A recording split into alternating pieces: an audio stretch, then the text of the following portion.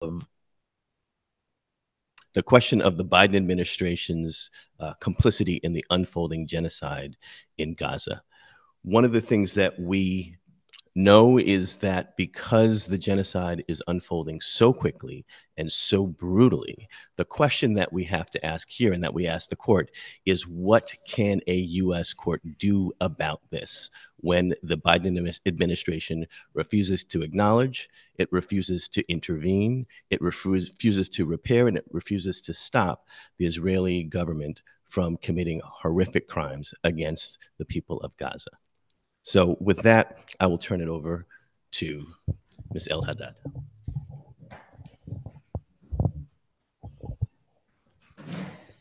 Thank you very much. As you heard, I testified in court today and shared the story of my family in Gaza. It was an incredibly powerful and uplifting and painful experience. As a Palestinian American whose tax dollars and whose government are directly responsible for this ongoing genocide against my family members, for killing numerous members of them, for continuing to starve the remaining ones and displace them, it was an opportunity to really be heard and to ask the court to hold the government accountable for failing to stop this ongoing genocide, and in fact, aiding and abetting, continuing to support it. And I think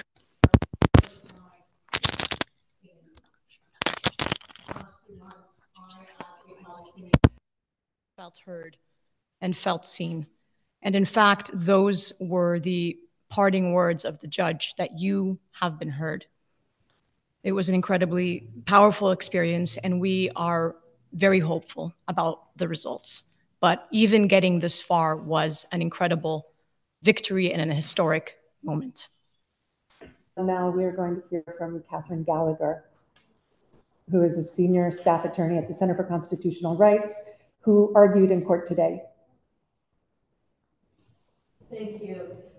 This case, Defense for Children International Palestine versus Biden, was filed back in November at a moment of urgency. That is exactly where we remain at this point in January, with over 25,000 Palestinians killed in Gaza and the vast majority of the population at risk of starvation.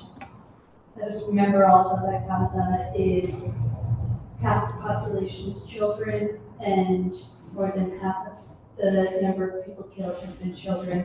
So we filed this case on behalf of our plaintiffs, and it is a privilege of my career as a lawyer to serve as counsel in this case, where these brave Palestinian plaintiffs, Palestinian human rights organizations, Palestinians on the ground in Gaza, turned to the court of law in the United States, the very country that is enabling Israel's genocide at this moment, and asked the court to do what it must, to enforce the legal obligations on President Biden, Secretary of State Blinken, and Secretary of Defense Austin, to take all measures within their considerable power to stop Israel from killing, from creating conditions of life on the ground in Gaza, such as starvation, denial of access to food, to electricity, to fuel, and serious bodily and mental harm, all done with genocidal intent. So we are asking the court to enforce the obligations on these senior U.S. officials to prevent and stop furthering the genocide. What we heard today in court was a judge who understands the gravity of this case. He understands the fact that Palestinians at this moment are dying, that Palestinians are being killed, and that U.S. weapons and diplomatic support enabled the situation that we are in right now.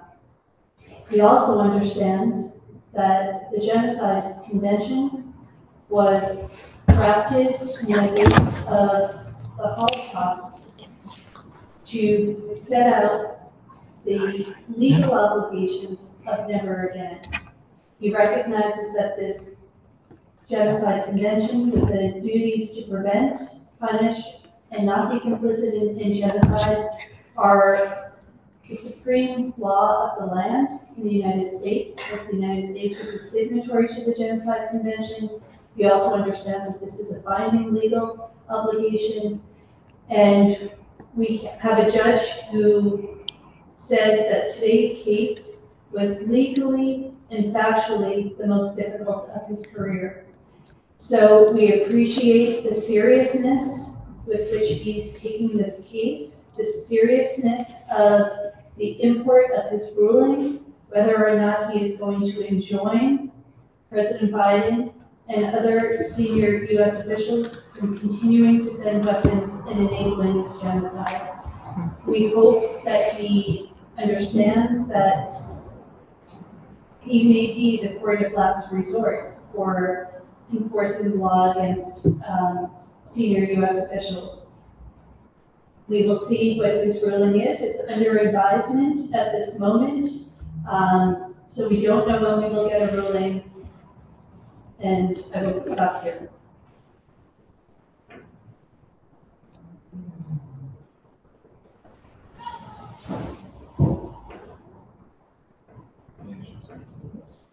Will he be introduced?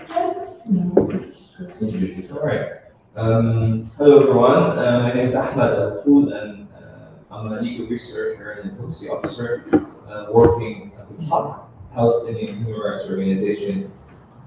Al-Haq is the first Palestinian human rights organization in Palestine and in the region, established in 1979 to protect and promote the individual and collective rights of Palestinian people. We are very proud. It's a privilege for me personally, for Al-Haq, to be here today and to be part of this historic case. I came from The Hague, where there was a very important and historical ruling on provisional measures that affirmed there is plausible serious risk of genocide committed by Israel in the case that was invoked by South Africa. My testimony today in the court was about the harm that Al-Haq has suffered as an organization and the influence the unfolding genocide has had on our work. For the first time in our history since we were established in 1979, we had to announce to the public that we're not able to cover the gross violations in the Gaza Strip property because our staff could no longer stay in the northern part of the Gaza Strip. Their houses were destroyed, and some of them lost family members, including myself, and it was about survival for them at this stage. Today was a very important day, and I echo what Catherine said, and from a Haq perspective, we believe that this court has an opportunity to give meaning to the rule of law, meaning that has been absent in the past months when the word shamefully has been watching and televised climate with a very shocking inaction and complicity, including by those who can stop this massacre, in particular the U.S. administration. Today's case against the three defendants, President Biden, Secretary of State Lincoln, and Secretary of Defense Austin, affirms the rule of law and affirms the position of Al-Haq and the belief of Al-Haq in the rule of law, and sends a message to our people that we will always seek justice, not vengeance, and will always recourse to law. And I will conclude with this. It's been extremely difficult for all of us Palestinians to hold on to our humanity while the war has abandoned us and did not care when Palestinian children are being torn apart. And our message is that our oppressors and their allies may have all the vetoes they want, including in the Security Council, but they shall never have veto on our humanity. and we have something in this world, and we will fight for it, and we will keep recourse to the rule of law.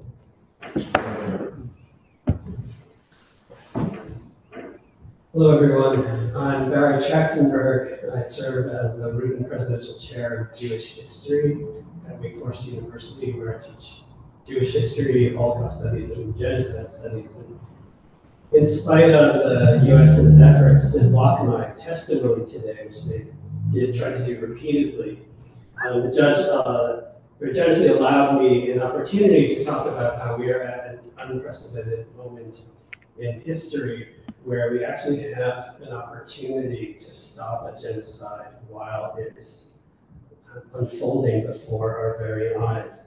Because of the United States' complicity in this genocide, because of its military, political, and legal cover that it's giving and support that it's giving to Israel, we have an opportunity to intervene in the U.S. court. I'm hopeful that the judge heard our concerns and will find a legal remedy so that we can stop the White House in its tracks and stop it from providing this support. Thank you. Thank you all. We'll now open for questions. You can put them in the Q&A and I will read them out.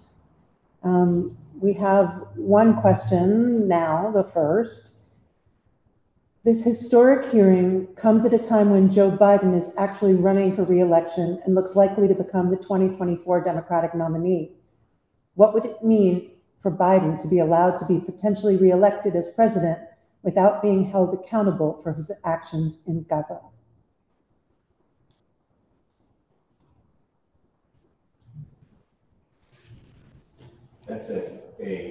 That's really the troubling question that we are all grappling with, because the question of U.S. complicity in genocide, in addition to a legal question, which it raises a larger issue for the political scheme in the United States. It would be extremely problematic for this, as a candidate, as someone who's the most powerful person in the world, to address meaningfully the question of genocide and run for president as if thousands of people are not dying in Gaza. I'm looking at the polls, and it suggests to me that certainly a growing number of Americans, and certainly Americans within the Democratic camp, are deeply unhappy with his handling of the situation. So my view is that he proceeds at his own peril, and at some level, weirdly enough, it might look like a thing for him to do the right thing rather than to do the wrong thing for global reasons and suffer defeat in the polls potentially.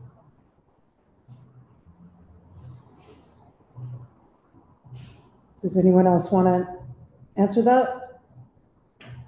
Okay. We have another question, whether someone can comment on the ICJ decision this morning, their ruling, and what that might do to affect this case.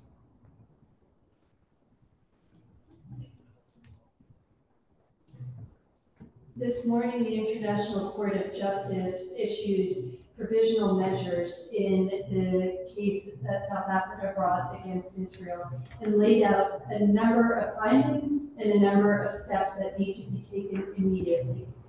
It found that there is a plausible case of genocide occurring at this moment. And its findings are binding ultimately on all member states of the Genocide Convention. So the United States ratified the Genocide Convention, and in fact, it even helped draft the Genocide Convention. So while the United States was not a party to the South Africa v. Israel case, the court's ruling today, laying out not only factual findings, but legal obligations, are also binding on the executive branch and the entire United States government. The Judge White, was aware of the ruling by the International Court of Justice. Judge White seemed very interested in understanding how international law could be brought into a U.S. court and applied in a U.S. court. He specifically sent questions to counsel that acknowledged that in the United States Constitution, Article 6, treaties are recognized as the supreme law of the land, and asked a question about what that meant in the binding nature of the Genocide Convention. So today's ruling from the ICJ is clear evidence that we believe and we hope Judge White can look to understand the legal obligations on the Biden administration to prevent and not further genocide, and give him a sense that finding a declaratory judgment that the United States is in breach of its obligations to prevent genocide is something that a court can do, that these are claims that can be adjudicated, that there are clear legal standards to apply to the facts. So we think from both a legally binding and also a precedential value that this judgment this morning will have some influence on our case. Can I just add to that briefly? I'd just like to add that the United States played an instrumental role in establishing the UN Convention on Genocide in 1948, which was one of the legacies of the Nazi Holocaust and Germany's murder of 6 million Jews, Roma, Sinti, people perceived to be disabled, and other populations they targeted for utter elimination on the earth. It took the United States 40 more years to ratify it itself, and to have the United States now say that somehow they are exempt from having to follow the terms of that is an absolute attack on the whole notion of international law and international order that was created out of the ashes of World War II and Holocaust.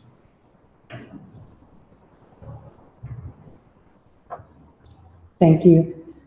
Next question is about what we can expect next, what the court seemed to have found today, and what the timeline is for the future of the case. Catherine Gallagher, I can take this question as a start at least. We did have a ruling today, but the judge recognized the urgency of this case and said he would be issuing a ruling in the near future. So I think we can be expecting a decision at any moment, from days to weeks. But I also want to step back and see and just speak about what today was. It was not only about what the ruling will be. It was a 4.5-hour public hearing on what the United States breach of its legal obligations to prevent and not further genocide have caused. They've caused tremendous amounts of pain and suffering, including to the plaintiffs. And today, as Leila said, and I hope may say again, the plaintiffs were given an opportunity to provide testimony in support of our preliminary injunction, our request for urgency.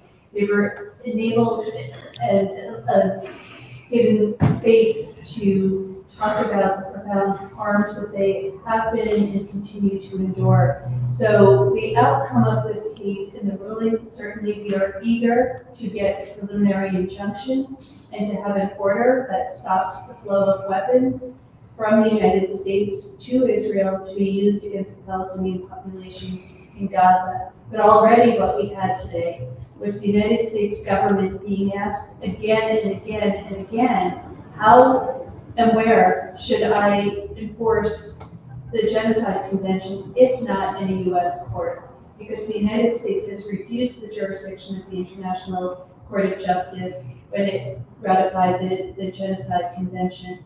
So we had a hearing where a judge understands just how important the legal obligations to prevent and not be complicit in genocide are.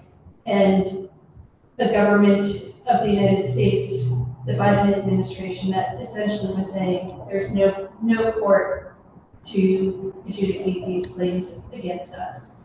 And the judge was deeply troubled by the idea. I understood the judge to be deeply troubled by the idea that there is no place to enforce violations of the Genocide Convention. Are there any other questions? Please add them into the Q&A. Otherwise, I will ask if folks have any last thoughts that they want to add. Yeah, on the last question, or in general, perhaps on today's hearing, it was definitely a historical day. It was very emotional for all of us Palestinians. We of course felt a sense of responsibility that we need to be the voice of the voiceless. And the judge recognized that, as a matter of fact. He said in the conclusive decision, you've been heard. For the first time, have Palestinians coming to the U.S., challenging the U.S. government, taking it to court because of our firm belief in the rule of law and of justice.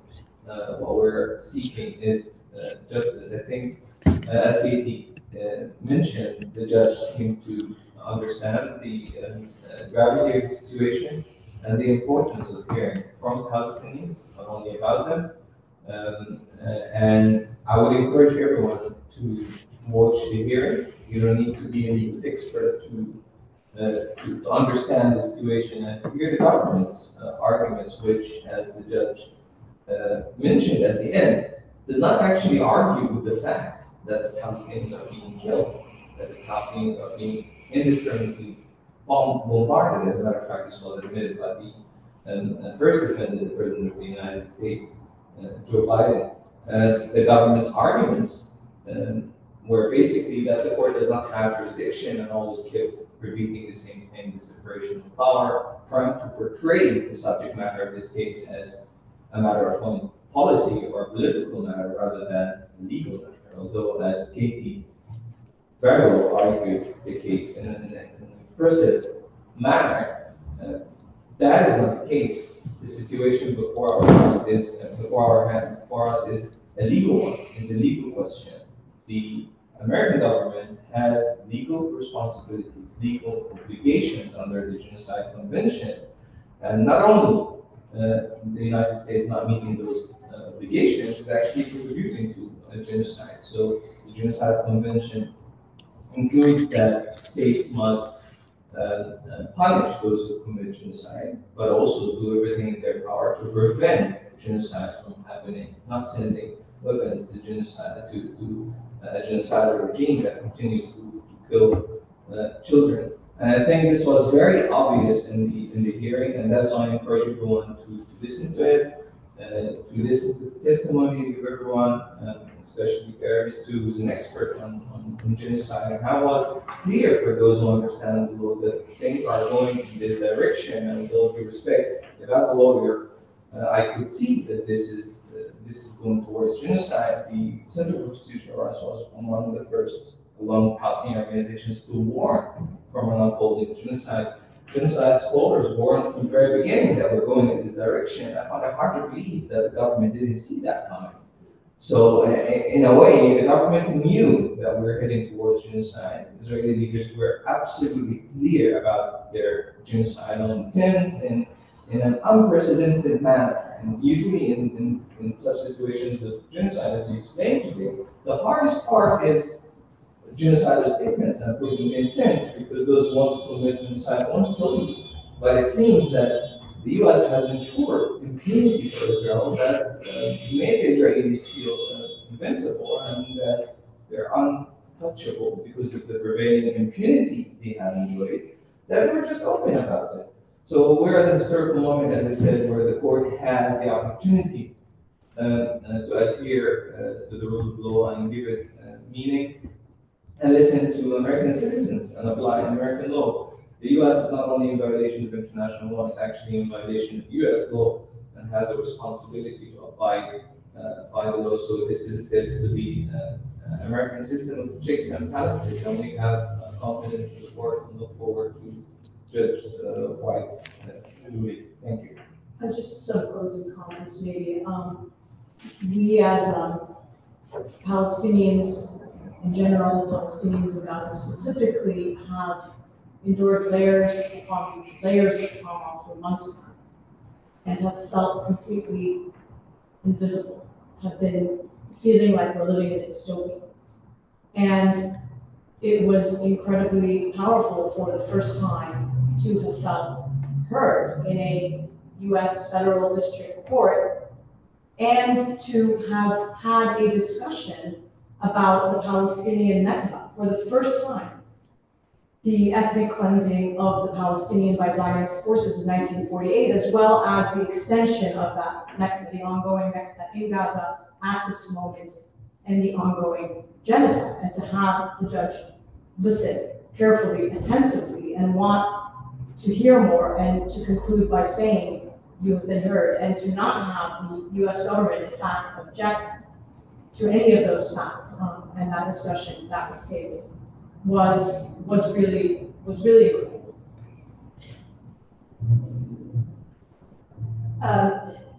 Catherine Gallagher from CCR again. Judge White asked me one question. Well, he asked me a number of questions, but one of the questions he asked me was, if he were to grant our request for injunctive relief, what would that look like? What would we want to see?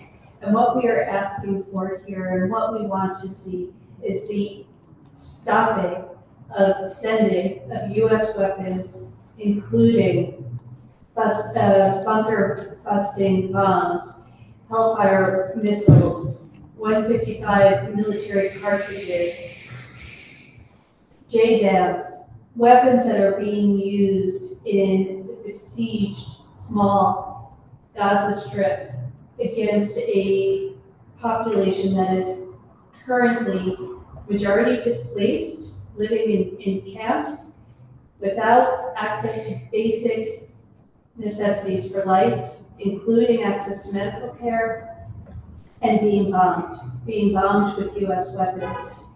We suggested to the judge that the exact weapon deliveries that may be upcoming and that might need to be stopped are things that the government knows, that we as plaintiffs, lawyers and plaintiffs, we know what we know from the news. And when the Biden administration makes announcements of another $106 million worth of tank weapons, or $151 million worth of artillery shells. So we suggested to the judge that there could be an evidentiary hearing and even discovery taken to understand what are the weapons deliveries that might be upcoming, and learn from the government what exactly are the weapons that we need to stop. So that was one thing that we offered to the judge as a possible step for the injunction. And my other comment would be about what was happening outside the courtroom. Because the hearing was so long, we had 2 different breaks. And when we went out from the courtroom the first time, we saw a crowd outside of supporters. And when we came out the second time, we saw a massive crowd of supporters with Palestinian flags, a lot of keffiyehs, and a huge Stop the Genocide Biden hanging from the federal courthouse. So this is the view of the majority of the world, and even the majority of the American population. So the demands that we are making at the court are demands that we will also be continuing to make to the administration itself. And what we saw today from the many supporters is that a lot of people are making these demands. So we hope, whether through the hearing, through the court's order, or through the Biden administration finally being willing to uphold its legal obligations and, frankly, basic humanity, that we see an end to US support for the genocide. Thank you. That's all the questions that we have. If anyone needs any follow-up information, please feel free to contact me at press@ccrjustice.org. Jen Nessel. Thank you so much.